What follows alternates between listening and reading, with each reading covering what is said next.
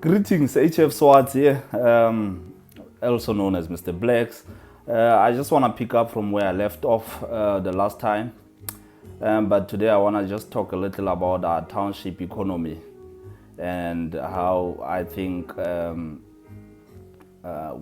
it has basically not been working for black people for a very long time.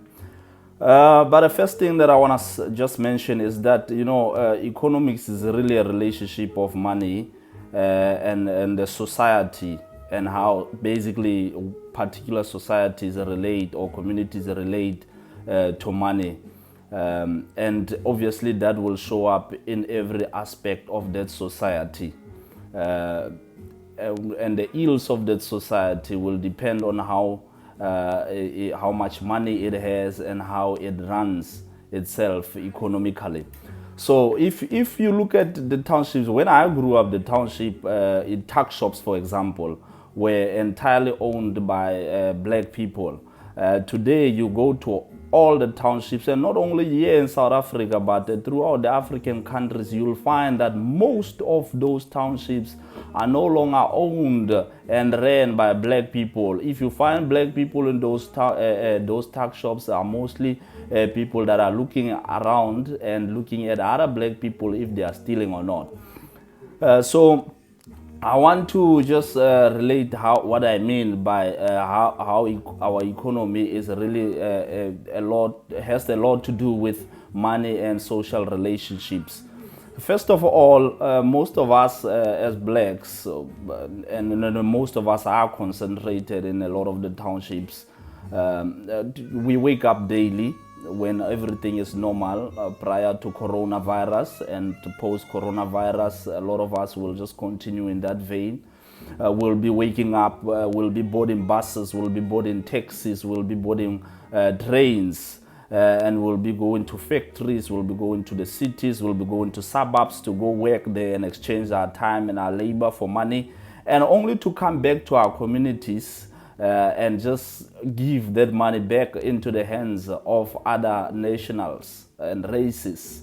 And there's nothing wrong about what these races are doing, because they are only trying to do right by themselves, their children, their families, their communities. When our townships are hemorrhaging money, it's not their problem.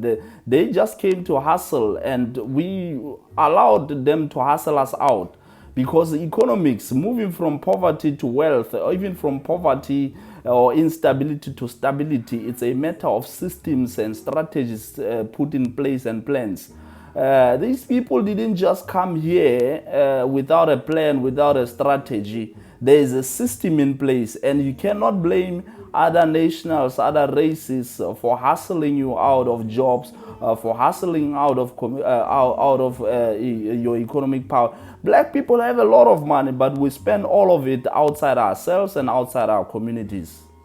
And until we notice that and start dealing with ourselves and stop the blame game, we will not move an inch anywhere. So what do I suggest? There's a scripture, I think it's in Matthew chapter 12, verse 22 to 28. It speaks about a house divided against itself will not stand. Whether it's a kingdom that is divided amongst itself, it will not stand. And as a result, others will infiltrate and will take. We almost always talk about how at the height of civilizations, Africans were this and that. And we never talk about the economics of that civilization. So I would suggest that we look into this thing.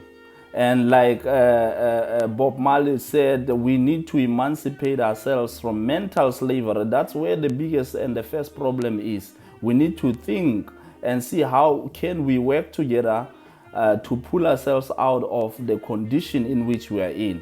Because we cannot continue with the blame game. It has not led us anywhere and inch towards financial freedom.